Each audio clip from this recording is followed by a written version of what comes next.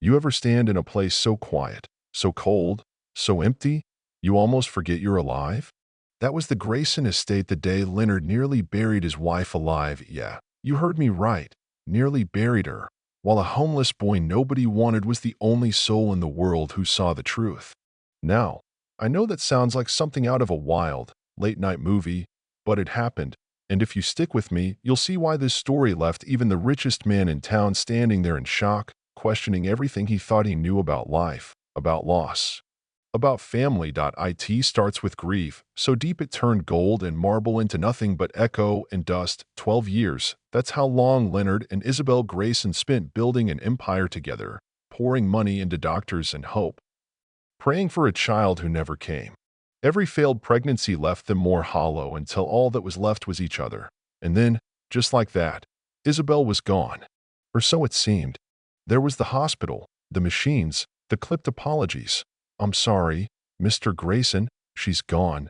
No brain activity, no pulse, the kind of clinical coldness that cuts straight through a man's heart.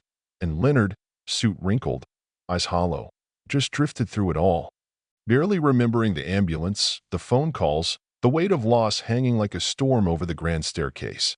He didn't want guests, didn't want a service, just wanted to put her to rest himself. One last act of love, he thought, in a world that had taken everything from him. But across town, under the same gray sky, a different story was unfolding. Amari, just 6 years old, black, homeless, and invisible to most folks, had spent the night behind a cracked gravestone, shivering in rags, listening to the wind and the occasional footsteps that didn't care if he lived or died. You know the kind of kid I'm talking about. One the city treats like a shadow, like maybe if you ignore him long enough, he'll just disappear. Only Amari had learned how to see, really see, what folks missed. That morning, his hunger drove him closer to the cemetery fence, and that's when he spotted the fancy car, the white man in a suit dragging a coffin out by himself. No mourners, just sorrow so heavy you could feel it from across the field. Leonard opened the lid, knelt there, voice cracking, "Isabel, my love, I'm sorry," while Amari, curiosity mixing with something he didn't even have words for, crept closer. And that's when he noticed it, the smallest flutter under the woman's gown, so faint you'd think your eyes were playing tricks. But Amari didn't blink. He leaned in, watching, heart pounding, and sure enough, he saw her chest rise, then fall, like a whisper fighting its way back from the edge. You know what I mean? That split second where everything changes and you just know. He saw life where everyone else saw death. Meanwhile, Leonard, lost in his pain, lifted the shovel, hands trembling, ready to do the unthinkable, until Amari came flying out from behind a tree. Feet bare, voice raw, yelling, "No, don't bury her. She's breathing." Now, picture it, this filthy, trembling kid standing in front of a millionaire, refusing to move, eyes wild with the kind of courage you only find in people who have nothing left to lose. Leonard nearly dropped the shovel on his own foot. "What are you doing here?" he snapped. But Amari grabbed his sleeve, desperate. "Please, look at her. She's not dead. I saw her move." For a heartbeat, Leonard wanted to yell, to shove him away, but something in the kid's voice cut through the fog, made him turn back to the coffin. He leaned in, felt the faintest warmth against his cheek, the softest breath, and suddenly, the world snapped into focus. His hand shook as he found a pulse, real and alive. He gasped, "Dear God, Isabel." Phones fumbled, sirens wailed, everything spun out. Leonard barely managed to call 911, and by the time the paramedics arrived, Amari had vanished back into the trees, certain he'd be blamed for something, because that's how life had always gone for him.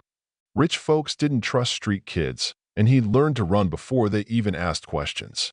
Leonard rode in the ambulance, heart hammering, repeating to every cop and nurse, "It was a boy, a black street kid. He saved her. I would have buried her alive if not for him." The detectives searched for Amari, asked neighbors, put out calls. Nobody knew his name. Nobody cared to look twice at a child like that.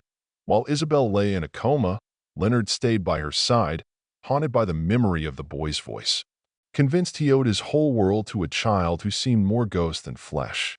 Reporters camped outside, hungry for scandal, but Leonard ignored them all. He just wanted to find Amari, to thank him, to make it right somehow.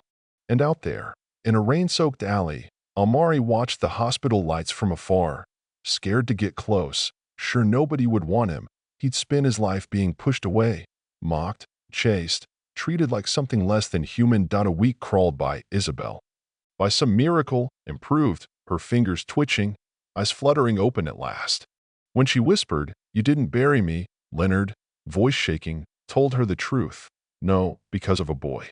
A brave boy saved you." Word spread, millionaire's wife nearly buried alive, homeless child saves her. Headlines ran wild. But the real story was the ache in Leonard's heart, the empty chair at his table, the desperate hope that Amari was still out there somewhere.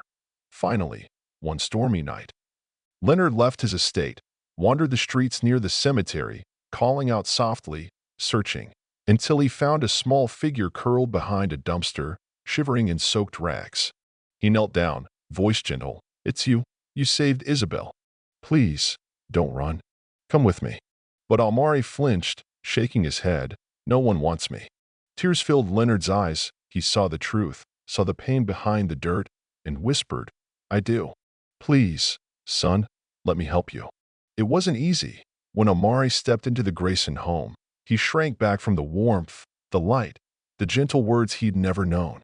Isabel, frail but alive, opened her arms and said, "You saved me." And in that moment, Amari let himself be hugged, really hugged, for the first time in his life.